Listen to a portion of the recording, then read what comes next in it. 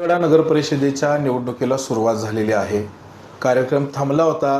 परत फॉर्म भरायला 4 तारखेपासून सुरुवात झालेली आहे. 12 पासून 10 ते 12 तारखेपासून परत एकदा प्रचार गतिशील होईल. तुम्ही कोणत्या प्रभागातून उभे राहिलेले आहात? तुमचा परिचय थोडक्यात द्या. नमस्कार, मी विद्यागौरी सिद्धेश्वर अवघडे, प्रभाग क्रमांक 3 मधून उभी आहे. प्रभाग क्रमांक 3 मधून आपण नगरसेवक या पदासाठी उभे आहात. ताई, तुम्हाला काय वाटतंय सद्य परिस्थितीला तुमच्या प्रभागामध्ये कोणकोणत्या समस्या आहेत सांगा. रस्ते जे गल्लीच्या आतले रस्ते आहेत ते ब्लॉक टाकलेले आहेत, पण बरेच ब्लॉक उचकटून निघालेले आहेत.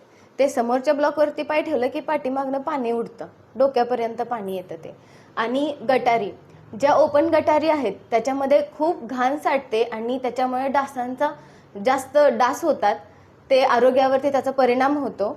आणि जे पलीकडची एरिया आहे तो तिकडे सांडपाण्याची व्यवस्था नाही, ते तळ्याच्या साईडला त्यांच्या घरात पाणी येतं तिकडे. त्याच्यामुळे इथं थोडंसं आरोग्याला धोका आहे. आणि शिक्षणापासून बरीच युवक असतील किंवा मुलं असतील ते वंचित आहेत, त्यांना योग्य मार्गदर्शन भेटत नाही शिक्षणासाठी. आणि रोजगार, बायका आपल्यातल्या बाहेर जातात, शेतांमध्ये काम करतात, तर मला असं वाटतं की त्यांच्यासाठी योग्य रोजगार असायला पाहिजे. बाहेर जाऊन काम करण्यापेक्षा इथंच कोणता तरी आपण त्यांना रोजगार उपलब्ध करून द्यावा असं मला वाटतं.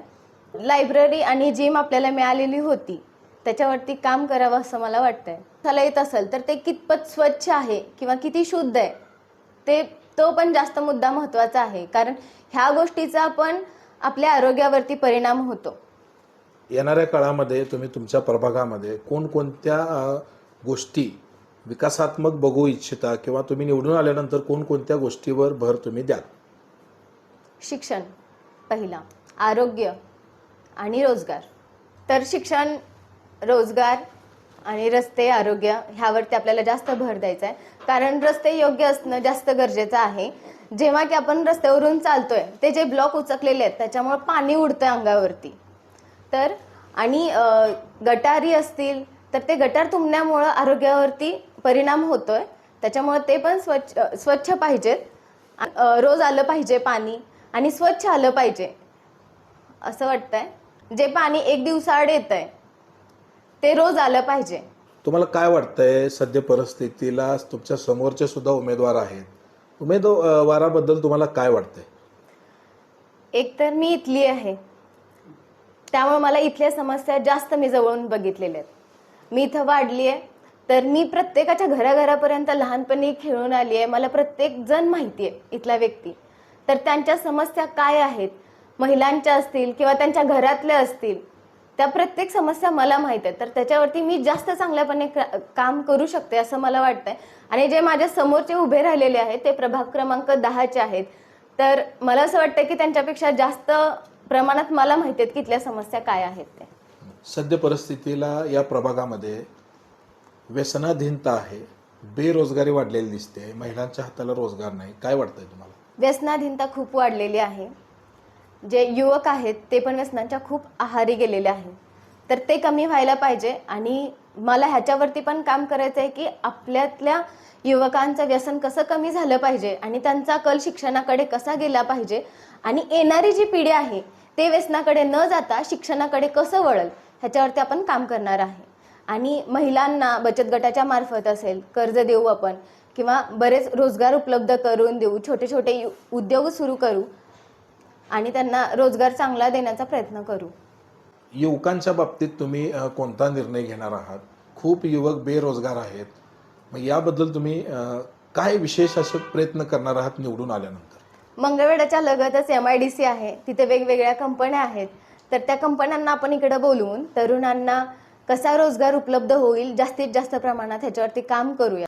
तुमचा प्रभाग सुद्धा खूप मोठा आहे, वेगवेगळ्या गल्ल्यांचा थोडा थोडा भाग जोडलेला आहे. शेवटी काय कराल विकासाच्या बाबतीत? तुमच्याकडे काय विजन असेल? माझ्या प्रभागात खंडोबा गल्ली, दुर्गामाता नगर, नागणे गल्ली, नागणेवाडी, जो इतर सर्व भाग आहे त्याचा आधुनिक पद्धतीने सर्वांगीण विकास करण्याचा प्रयत्न करीन. काय सांगाल शेवटी मतदारांना काय आव्हान कराल? तुमच्या प्रभागामध्ये सर्व जाती धर्माचे मतदार आहेत, जात धर्म पंथ सर्व आहेत, शेवटी तुम्ही मतदारांना काय आवाहन कराल, एक उमेदवार म्हणून काय सांगाल? तुमच्या सर्वांच्या प्रश्नासाठी नेहमीच मी उपलब्ध राहीन, तुमच्या समस्या सोडवीन आणि फक्त मी एक उमेदवार किंवा एक नगरसेवक ह्या पदासाठी काम न करता एक जनतेचा आणि प्रशासनाचा दुवा म्हणून मी काम करेन. मी प्रभाग क्रमांक 3ला तर विनंती करतेच की तुम्ही मला निवडून द्या आणि तुमची सेवा करण्याची संधी द्या. तसंच मी पूर्ण नगराला विनंती करते की तीर्थक्षेत्र आघाडीच्या सर्व उमेदवारांना विजयी करून तुमची सेवा करण्याची संधी द्या. तुम्ही उच्च शिक्षित आहात, तुमचं शिक्षण नक्की किती झालंय?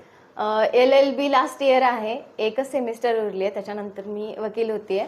तर ह्याचा फायदा आपल्या प्रभागासाठी असा होणार आहे की आता आपण कायद्याने कुठे मागे पडणार नाही, कारण कायद्याचं नॉलेज आपल्याजवळ आहे, तर आपली कोणी फसवणूक करणार नाही आणि प्रत्येक निधी आता आपण आपल्यासाठी आणू शकतो, आपल्या विकासासाठी आणू शकतो आणि त्याचं योग्य जे होणार आहे काम तर ते करू शकतो.